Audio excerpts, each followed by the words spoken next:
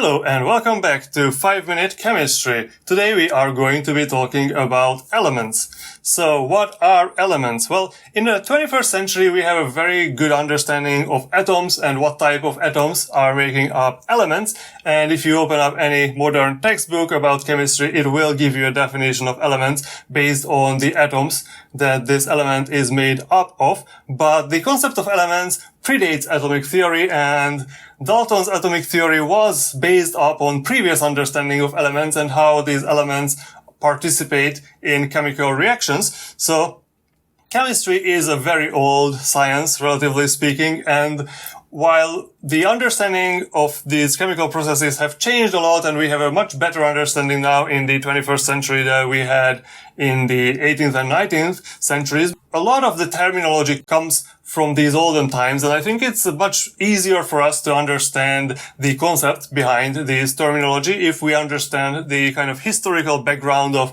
how chemists in the olden times discovered these concepts and how they justified naming these concepts, and then we can understand how we can redefine this concept based on our modern understanding. So elements can be found through chemical processes. We don't need to understand what atoms are made up of and what differences are between different types of atoms. We can find what are the elements based on chemical processes. And, well, chemical processes are basically changes of matter. So mixing and combining different components to form new matter is kind of the basic chemistry experiment, and this new material might have slightly or radically different properties than the components it is made up of. So maybe we can combine this A and B materials here and we get a C material. So if you just mix together hydrogen gas and oxygen gas, you will have a gas mixture which is very similar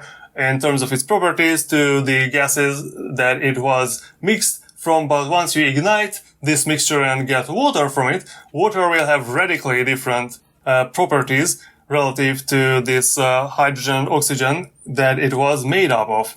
And of course we can go in the different direction and decompose material into its constituents. So sometimes decomposing a material or separating the material into its components is easy, sometimes it's difficult, and sometimes it's impossible. So maybe we have a mixture from which we can separate B and C together, and then B can be also decomposed into its constituents C and D, but C and D we cannot further decompose. So those kind of materials that are impossible to decompose will be defined as the elements. These are the building blocks of chemistry, basically. Elements are materials with distinct properties that cannot be decomposed chemically, at least.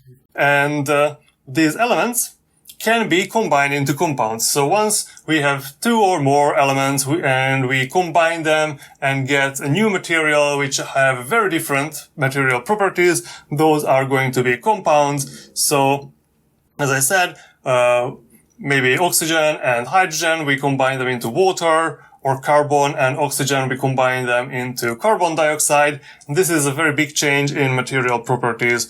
Compounds and elements then can be mixed to make mixtures, which will generally have relatively small change in their properties relative to how big the change in the properties are in compounds. But of course, not all compounds are radically different from the materials they are made up of. So in early chemistry, there was a lot of discussion whether certain materials are actually their own compounds or are they just the mixture of other compounds.